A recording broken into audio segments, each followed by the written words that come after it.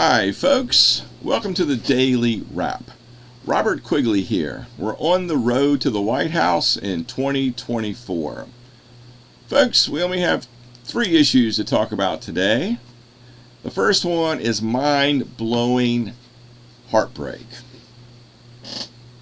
The Biden family has yet again failed to recognize their flesh and blood, beautiful blonde-haired, blue-eyed granddaughter at Christmas time. Let me explain, folks. This granddaughter was born out of wedlock. And as we all know, babies do not choose mom and dad in the circumstances of their birth. It just happens. And yet, the Bidens, like all the other presidents in American history, hung stockings above the White House fireplace with the names of each family member, beloved family member and friend, I might add, on those stockings to remember and celebrate and include them in Christmas celebrations. Guess whose name was not there? 2 years running. That's right, Biden's flesh and blood granddaughter was missing. This is totally un-American, folks, and this is totally a relic from an imaginary time eons ago. The Bidens are a stain on the integrity and honor of American people and our shared values of family and love for Christmas time. Let's make some contrast here, and you'll see further what we're talking about.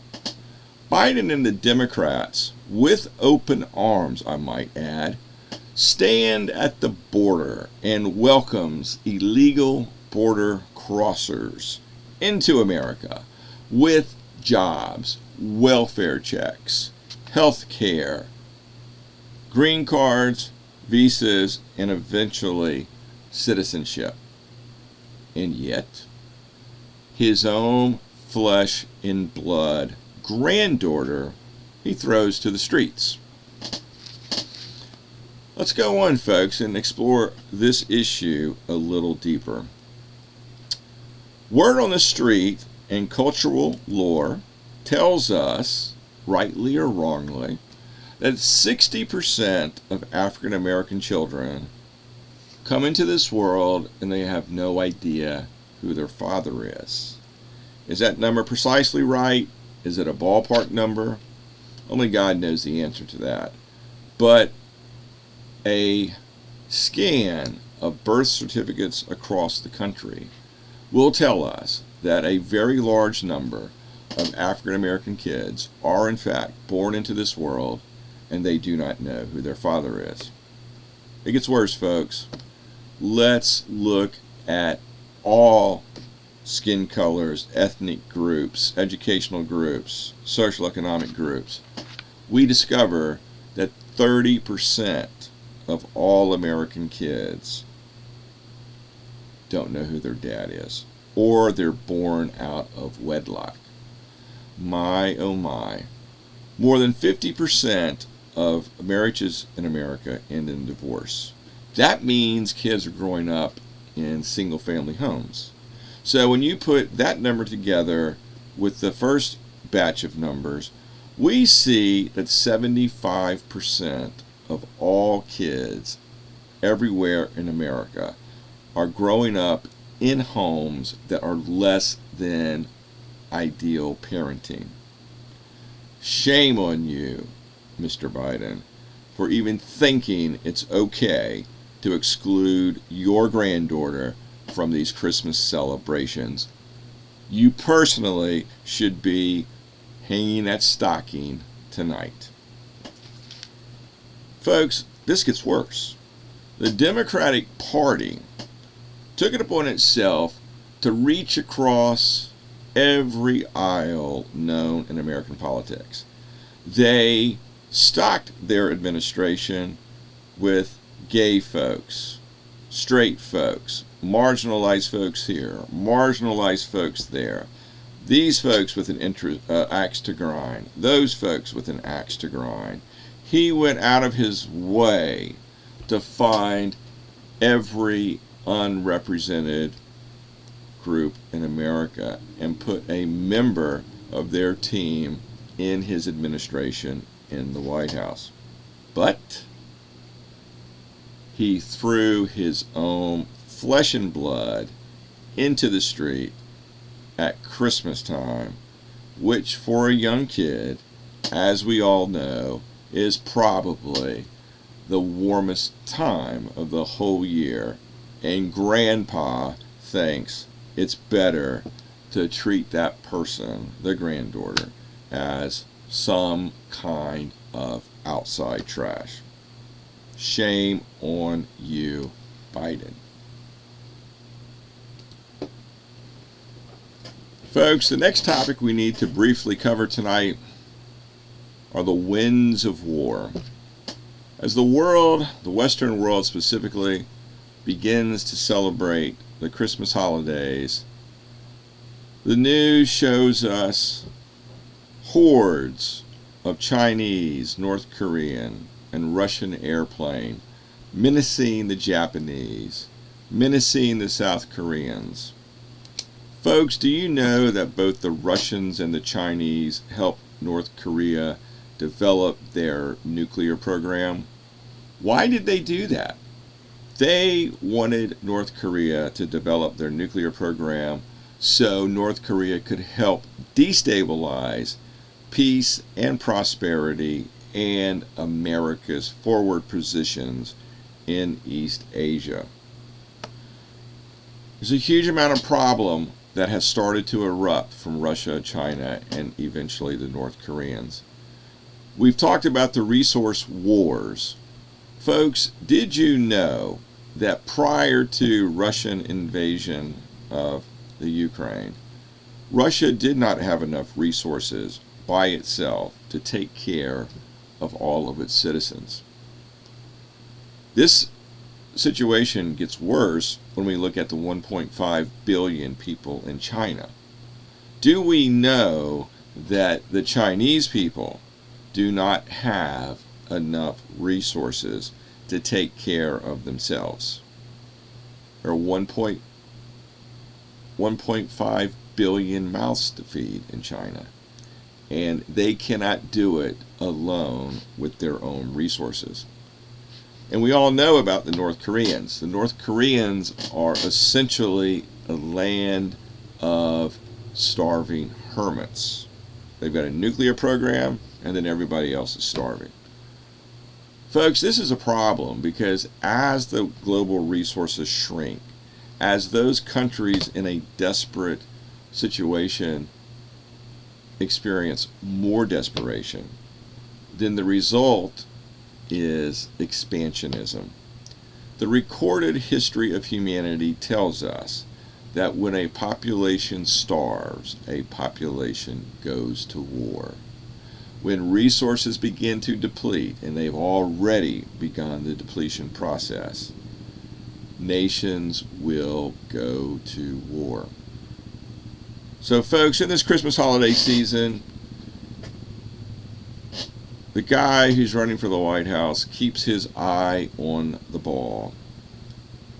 The winds of war can be heard just over the horizon, whistling and rapping flags. It's there. We must use this time to prepare for the difficult times ahead. And hopefully in our preparations, our postures, our military, our abilities will continue to look so overwhelming that that in itself will ensure peace. But no matter how strong we become, no matter how awe-inspiring our military is or will become, starving populations will go to war. Folks, the last issue we'll cover tonight is freedom of speech. It's amazing that our bedrock principle that has underpinned our thriving democracy for centuries is under attack in 2022. It's hardly a day that goes by that we don't see freedom of speech being attacked, curtailed, pummeled, and abused in every way imaginable. So what am I talking about? Well, let's have a quick review of recent history. The Hunter Biden laptop. Anybody who's been in and out of Washington, D.C., as much as I have during these last 56 years, basically heard the story when it was first reported and gave a big yawn and a big ho-hum and responded within their own minds, yes, of course, those activities would have been happening. Because we all know that everybody, their uncle as well as their young pups, do everything they can to acquire as much influence as possible in Washington, D.C. And yet, the Democrats pressured the New York Times. They pressured Twitter. Don't report the truth about the Hunter Biden laptop, about buying and selling influence with the Chinese, about the drug deals, the wild parties, and the endless abuse and shenanigans that the Bidens have been involved with. Elon Musk, modern day hero, who also believes in free speech and understands that this country cannot survive as a democracy without it, has recently decided to release those files. And we see, of course, as all of us would have known intuitively or instinctively, that all of those allegations were true. Now, if this were the only story, that would be the end of it, because Elon Musk is now airing the dirty laundry, and everybody can see what they firmly believed, which was the Democrats were basically manipulating the system that they were sworn to protect. It gets worse, folks. When I get to the White House, the Quigley administration is going to come down so hard on all parties in this society that think it is okay to trample on the freedom of speech rights. There is no distinction between owning a private platform or a town square that's owned by the city, county, state, governments, or private person. The laws of free speech apply everywhere in this great land. There is no refuge. There is no safe space. There is no private ownership space. I don't care if you're Wikipedia or Instagram or Facebook or some health and safety censorship committee.